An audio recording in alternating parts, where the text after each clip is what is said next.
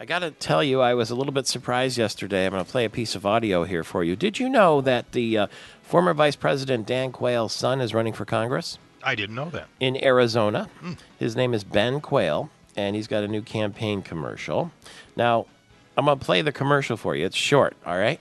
Okay. And now this is Ben Quayle in Arizona running for Congress, the son of former Vice President Dan Quayle.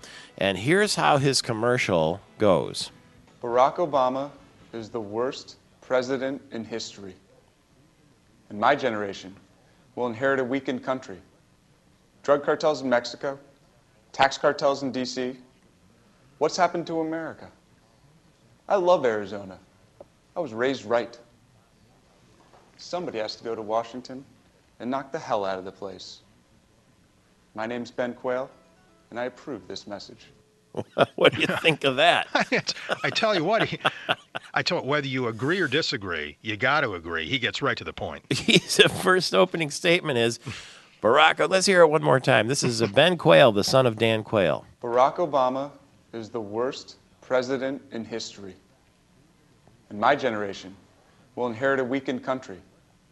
Drug cartels in Mexico, tax cartels in D.C. What's happened to America? I love Arizona. I was raised right.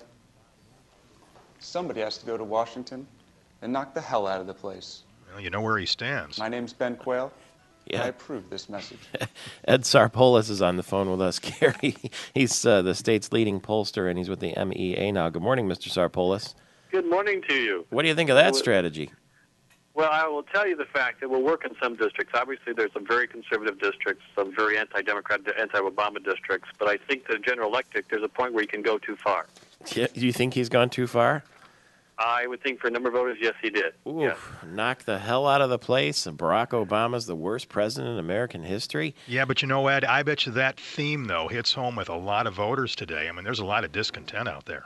Well, there is. This is the same thing happened with President Bush. The question is people have forgotten what happened the previous 4 years. They're going to live it all in Obama. And that's what the risk is playing here is who's really going to get blamed. Will it cut? Yes, there'll be a number of voters who will support him on that. But the same point is he's going to have to convince voters, what is he for? What is he going to do? And that's something we'll have to see as he goes through the election. He's in the TV spot. He just looks into the camera. He's a young guy. I don't think he's wearing a jacket and tie. I think he's got a sweater or something like that on. And he just looks sort of petulant. His hair is a little bit messed up and kind of a new breed sort of fella. I guess maybe that will play in the Southwest. We'll see about that. The other reason we called this morning is that there is a poll right now that shows GOP gubernatorial nominee Rick Snyder has a 51 to 32% lead over Verge Bernero. This is a Detroit News WDIV poll with 18% undecided. What's your reaction to that? Well, you expect to have Snyder up in the polls. Verge Bernero spent a little time building a name identification in the polls. The last 3 weeks are pretty much grassroots for him. So having Snyder in the lead is not unusual. If you go back 4 years ago, you had Dick DeVos leading Jennifer Granholm. And so this says that Verge Bernero has a lot of work to do. He has to introduce himself and establish himself. So this was to be expected. So Snyder in lead is not unusual. 55% of the independents in this poll say they're leaning towards Snyder. I would expect that. There again, Verge Bernero is an unknown quantity. I mean, if you look at this campaign, the real campaign was only 3 weeks. It was pretty much to Democratic primary voters, and most of it was discussing Speaker Dillon. And so we'll have to see how this continues through the election. So this is to be expected. They also show favorability rating, and Rick Snyder's favorability rating is 41%. Take a guess what you think Verge Bernero's favorability rating is. Well, it's going to be significantly lower than that. 21%, Yeah. You're right, 20 points lower. Well, yeah, because about 65% of the people don't know who Verge Bernero is. And so this polling is very reflective of what happened. Verge Bernero came in, little name identification, little funding, a last-minute campaign. And Rick Snyder's got a lot of attention now for well over a year.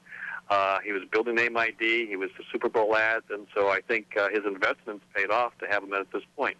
The key thing for Verge Bernero's fact is that Snyder is not at 60% or 58% or anything like that, that despite this victory and all the things that he's done, he's only at 51%. So the voters are still being cautious about this election. All right. Thank you very much for the early call this morning. We sure appreciate it. Take care. Bye-bye. You too. Ed Sarpolus, Michigan Education Association. And